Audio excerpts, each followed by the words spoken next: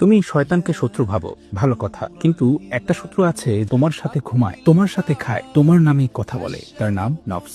আল্লাহ বলেন, নিশ্চয়ই নফস মানুষকে মন্দের আদেশ দেয়। শয়তান বছরে একবার ধোঁকা দেয় অথবা মাসে একবার, কিন্তু নফস প্রতিদিন, প্রতি মুহূর্ত।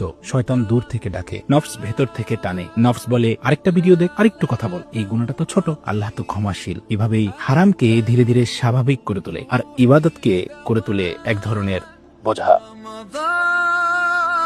رمضان رمضان يا حبيب।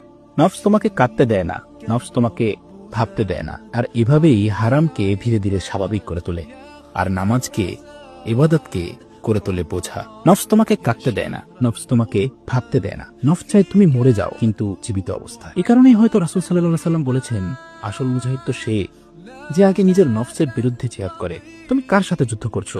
মানুষের সাথে, সমাজের সাথে, কিন্তু নিজের নফসের সাথে যুদ্ধটা কোথায়? কারণ যেদিন নফস জিতবে সেদিন তুমি হেরে যাবে, তোমার বাকি যুদ্ধগুলো গুরুত্ব হারাবে। আর যেদিন নফস হারবে সেদিন তুমি আল্লাহর কাছে জিতবে।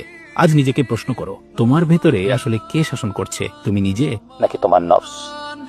ليتك دوما قريب